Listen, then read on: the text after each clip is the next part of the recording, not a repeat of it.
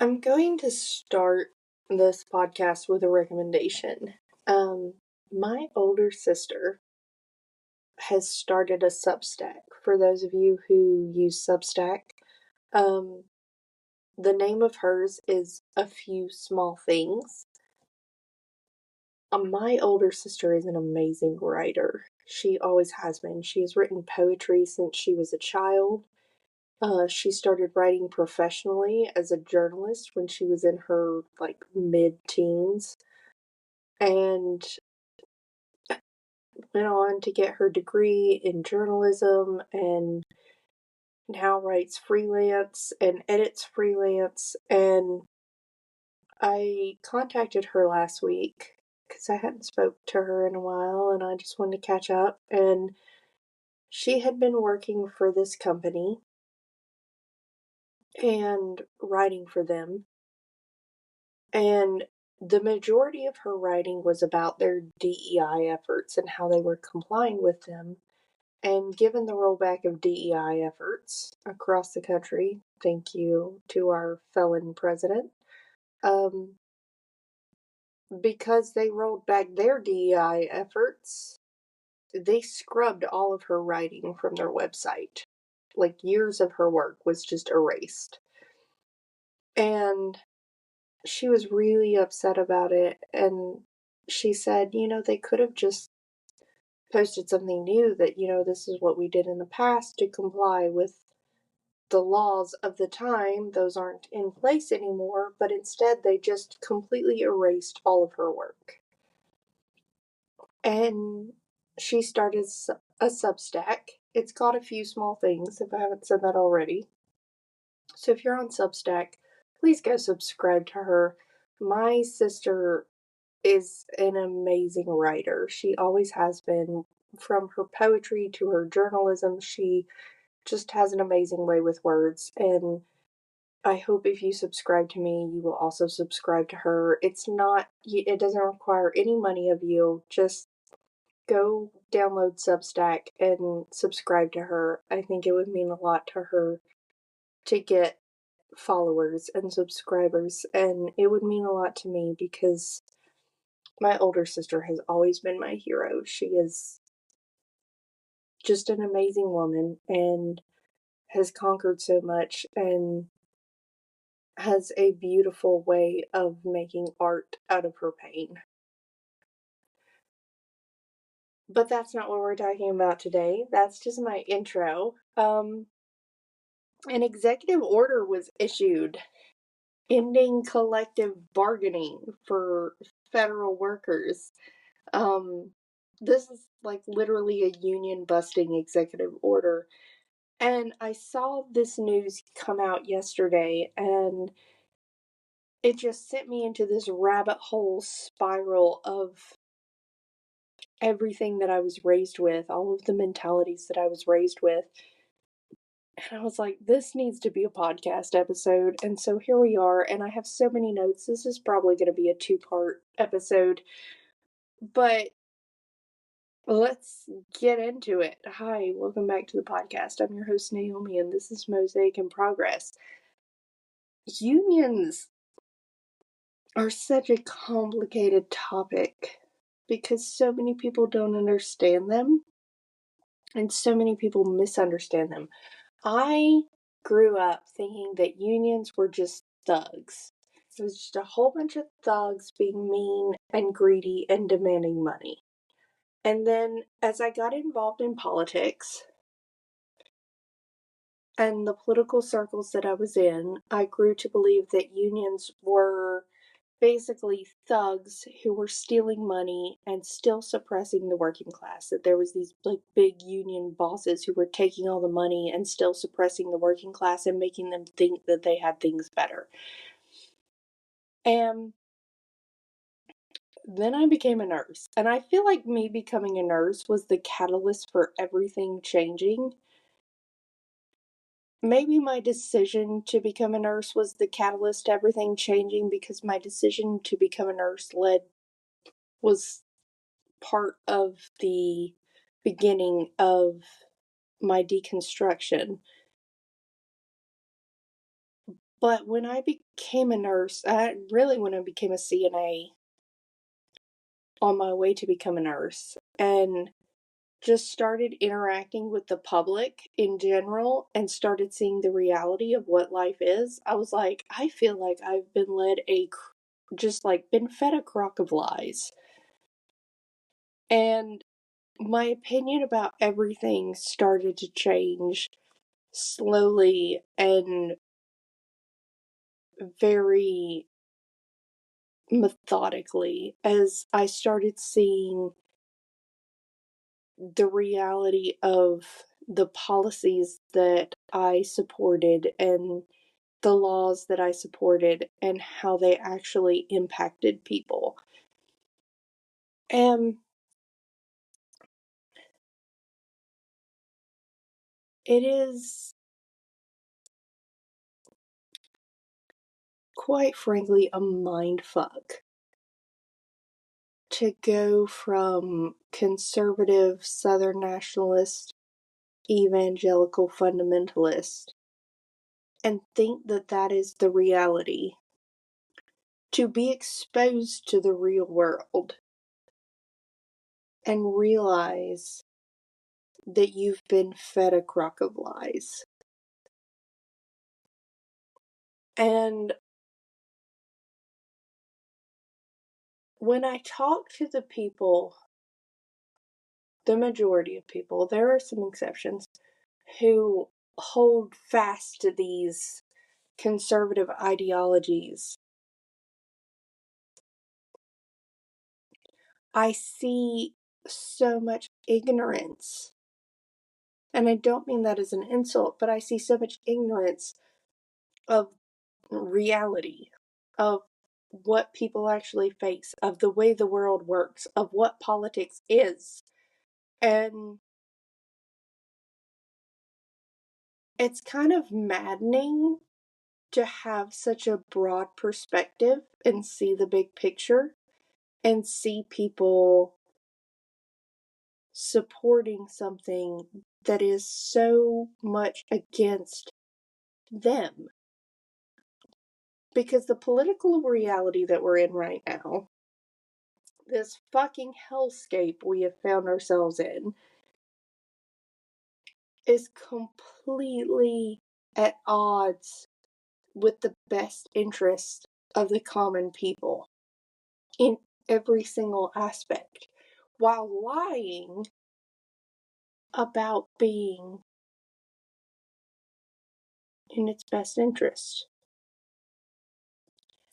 And it's kind of like when you have a really close friend who's in an abusive relationship and they're telling you about how their partner treats them, and you're like, girl, you gotta go. Like, you gotta leave this man. Like, this is not how you're supposed to be treated. Like, this man is dangerous. Please, for the love of God, don't have his kid. You gotta leave. And they're justifying everything to you and telling you how great it is and how much better he is than the last guy because he fucking buys them presents.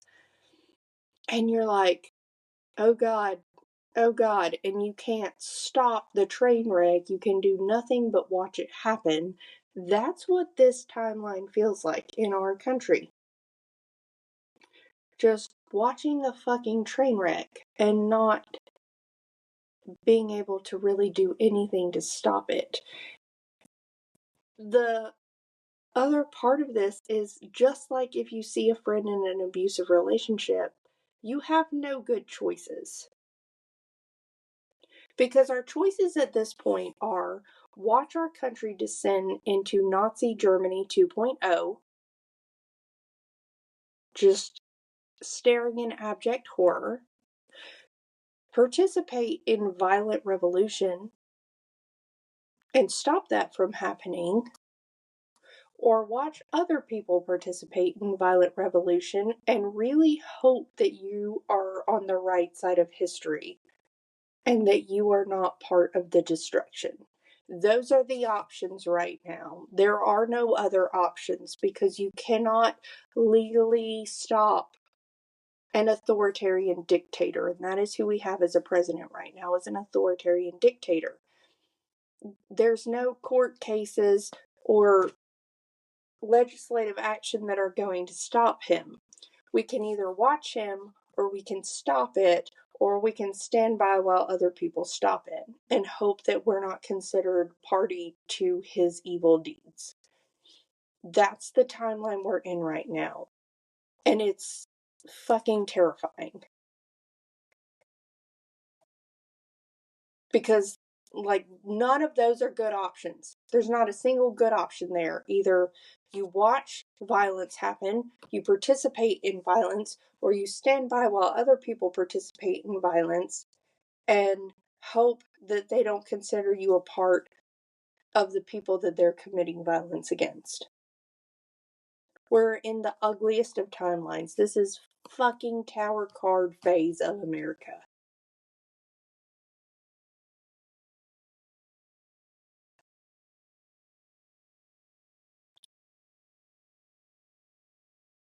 And it's...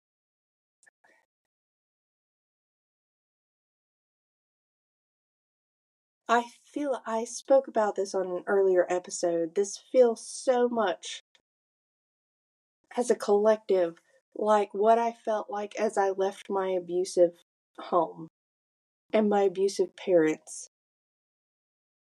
It's like you want to be the nice one, you want to be the good one. Oh no, and you make excuses and you're not this and you're not this and you're not that. And no matter what you do, you're gonna be the villain against an abuser. And what we have right now in our government is an abuser.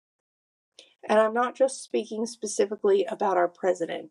The entire executive branch is abusive and abusing their power and usurping authority.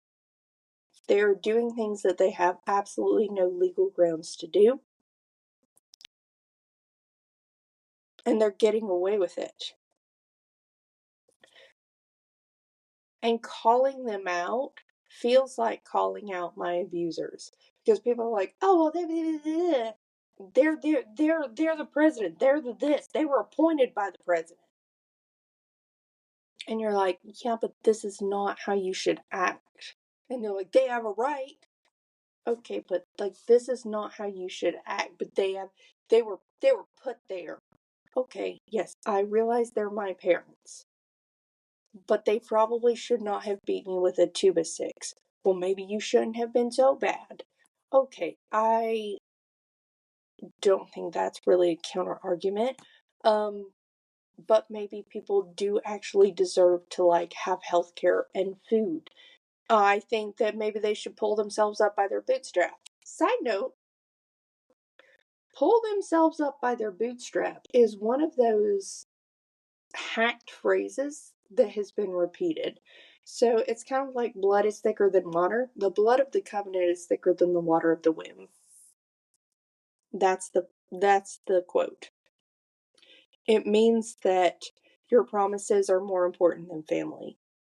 But blood is thicker than water has been used time and time again to say that family is more important than whatever contract you sign. It is literally taken to mean the opposite of what the quote was supposed to mean.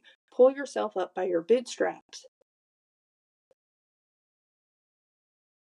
was a disparaging statement saying that you can't just pick yourself up from a bad situation. It was made to mock people who think that they can pick themselves up from a bad situation and not rely on others for help.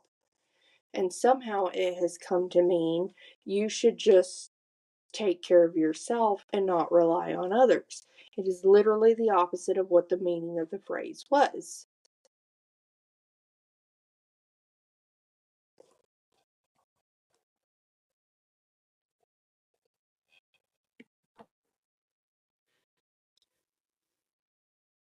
I'm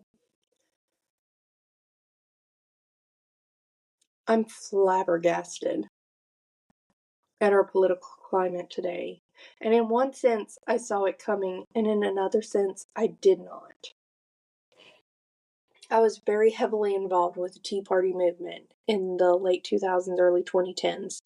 And I've mentioned this on a previous episode. And I was very concerned at the time that the Republican Party was co-opting this movement. Because the movement was initially a very nonpartisan movement. It was holding elected officials accountable, regardless of party. It was a nonpartisan, bipartisan, however you want to phrase it, movement. There were libertarians and Democrats and Republicans and independents. It was not party based. And the Republican Party said, we're going to take that and make it ours. And I watched them do it, and I fought against them doing it, and everyone told me I was crazy, and everything that I said was going to happen happened. Because they turned, let's hold our elected officials accountable, into, we can't elect Democrats because they're going to take away your rights. They took a grassroots movement of working class people, most of them poorly educated and not experienced in politics at all, and took their fear of being controlled and turned it into fear of the Democrat Party.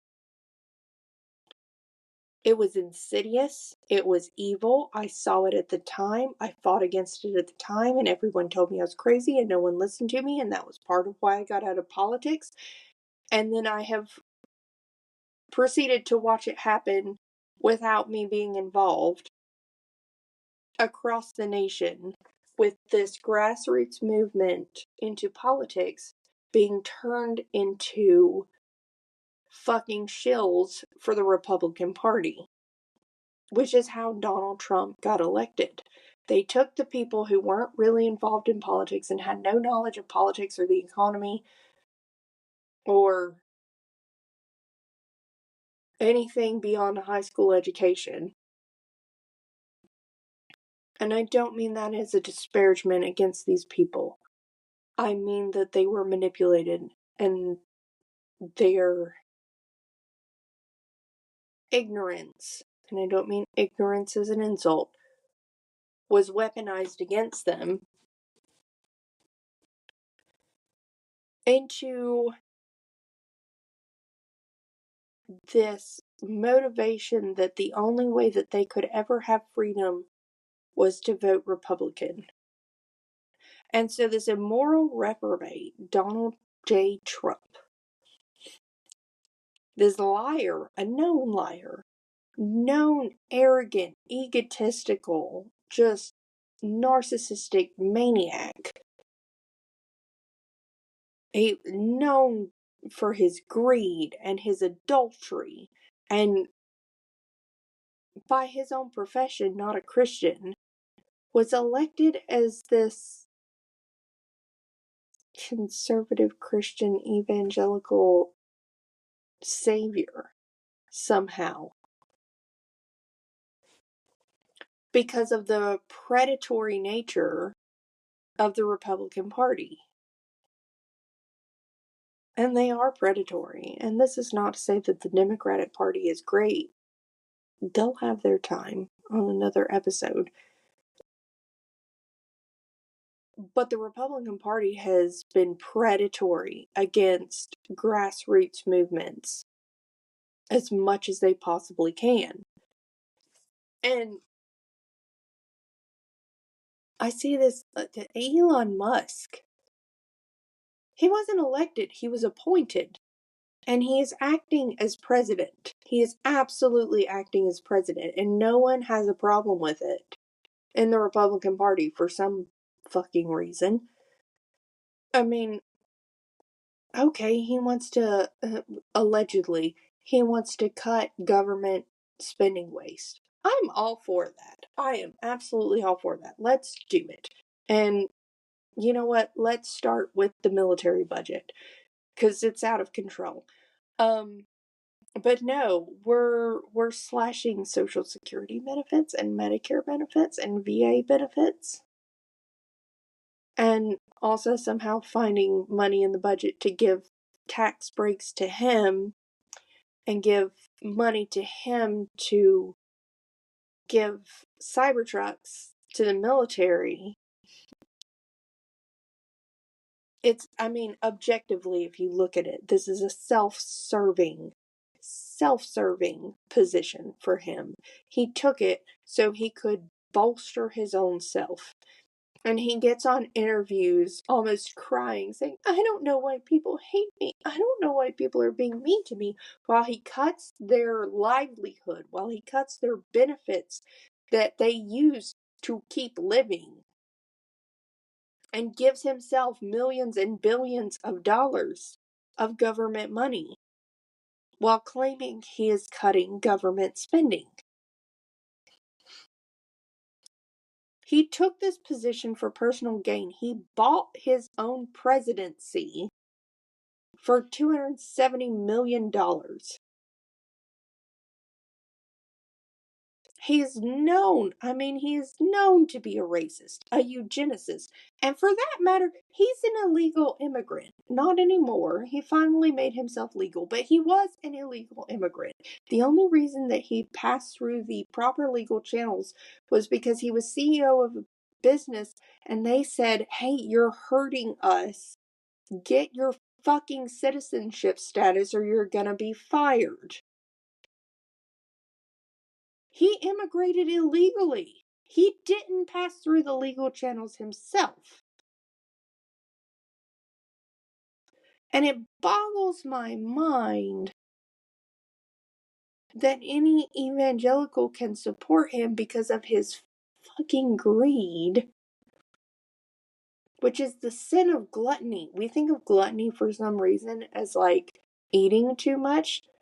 If you look back at the language of the time that the Bible was translated when gluttony was the word that was put in there, gluttony didn't mean eating too much. It meant hoarding wealth. He is the dragon on top of the pile of gold. He is the literal definition of gluttony. And somehow we support him in the evangelical right-wing movement. And the only reason is because he funded Donald Trump getting into office. It's... As someone who was very involved in politics and has a lot of knowledge of politics, I don't understand how people don't see that Donald Trump is in office because Elon Musk paid for him to be there and Vladimir Putin wanted him to be there and is using his wife, a sex worker spy, to pull his strings so that he can utilize him to make America Russia's bitch. This is, if you have any knowledge of economics and politics, this is really obvious, but I feel like most people don't have knowledge of economics and politics because most people don't seem to see this. Donald Trump had nothing to say against trans people in his last presidency. The only reason he's speaking out against them now is because Elon Musk hates his daughter, who became trans. Elon Musk is a eugenicist. He is paying for specific genders for his children. All of his children are conceived through IVF. If you didn't know that, now you do. And he pays for specific gendering of them because he wants all sons. Because he's a fucking misogynist. I don't know how anyone sees him as a genius and not just a fucking villain. He is the epitome, like he is just a stereotype of like a Bond villain, Disney villain, just everything that you see in fiction. He is a caricature of a villain. And somehow people are still looking at him and going, oh, he's smart. Oh, he's just trying to save us money. No, he's not. He's trying to get himself money. He's trying to get himself money. It has nothing to do with saving anyone money.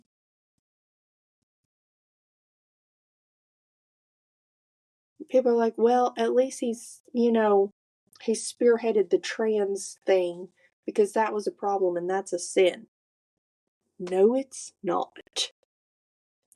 As a student of the Bible, as someone who has studied the Bible my entire life, including after I left the church, I can tell you with full confidence there is nowhere in the Bible that says being trans is a sin.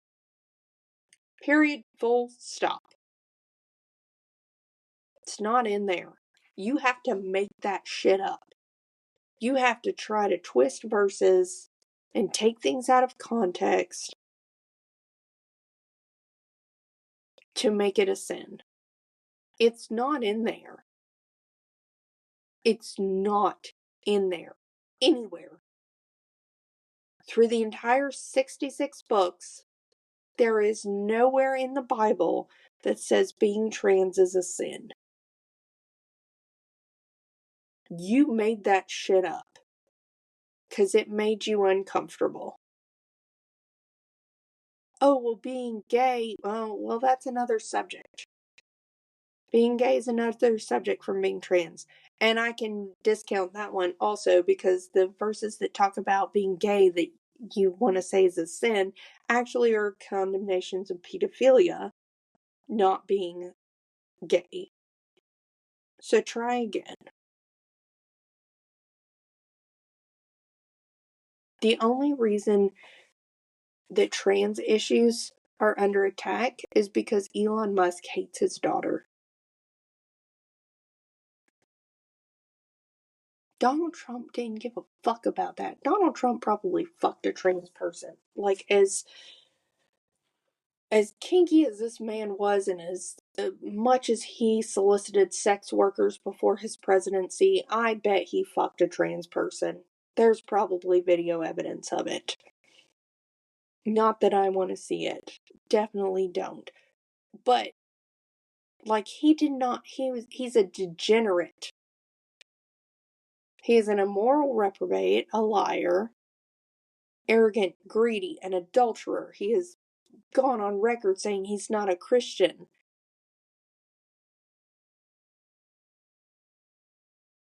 And for some reason, evangelicals are like, he's the second coming of Christ for America. Y'all are acting stupid. And I say this with love. Y'all are acting stupid. You act like the woman who's going back to her abusive ex saying, oh, he's changed. He's so different now. No, he's not. He still hates you. He's still gonna treat you like shit.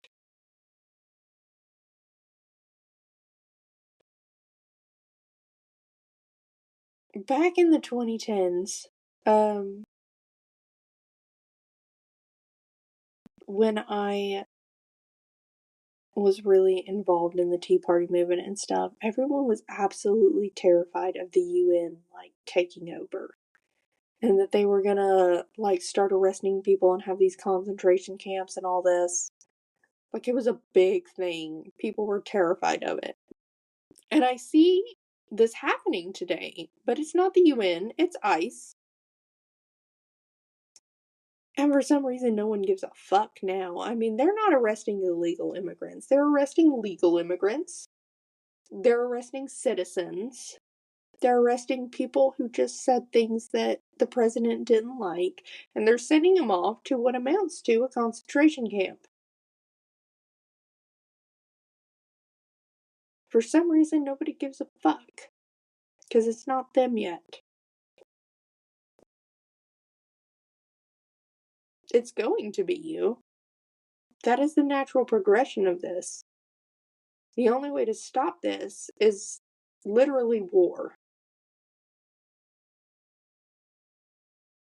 It takes violent overthrow to stop this. And I'm not wishing for that. I'm not asking for that. I'm not inciting that. I am just saying this is the point that we're at. You let it go on too long. You didn't stop it when you could have stopped it legally. For some fucking reason, you elected a dictator. And now he's doing what dictators do. And he's coming for you. If you think it's not going to be you, just wait. It will be.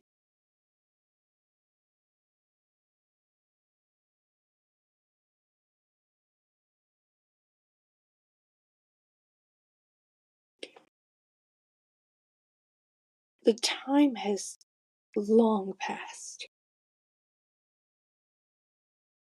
Long past for lawsuits and passing laws and standing up to him in courts and congressional sessions. Because he doesn't give a fuck about the laws. He was elected with 34 counts of felony. He's gonna do whatever the fuck he wants to. And Elon Musk, he's not even elected. He's an illegal immigrant. Finally passed through the legal process, but just because he was forced to. He's a eugenicist. He is a known racist.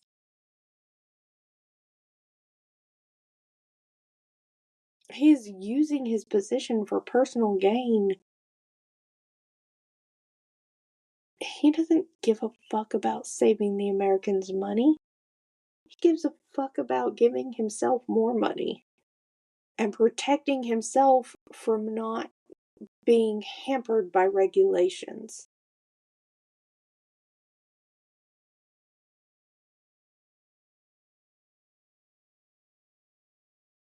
We have elected, on purpose, a fascist oligarchy. We're suffering the consequences of it. The early consequences of it. It's going to get worse. I don't mean this to be a doomsayer, but that's just the reality of it. It's going to get worse. There's no way to check this peacefully. You can't stop a dictator peacefully. So the options are let him terrorize our country and destroy us, or war. And there's literally no other options at this point. We've got let him destroy our country, or stand up and literally physically fight him and start a war. Those are the options.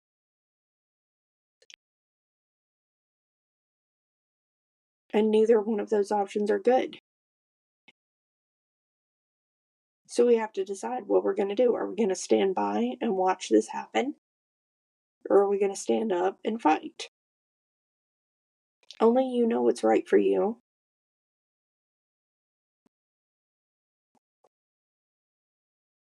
This is a terrible position to be in. This is a terrible timeline to be in. Because I feel as so much as like fighting against my abusers was vilified.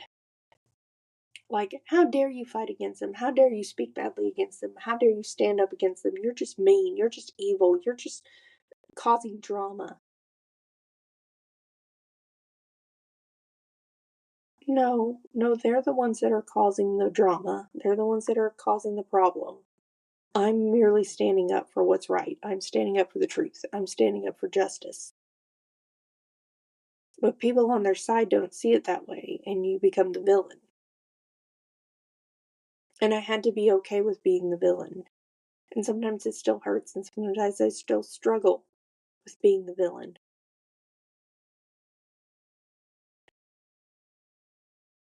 But standing up and fighting against injustice, standing up and speaking out against lies, standing up for the truth, is not evil. Sometimes that's what has to be done. Even if people call you the villain for it.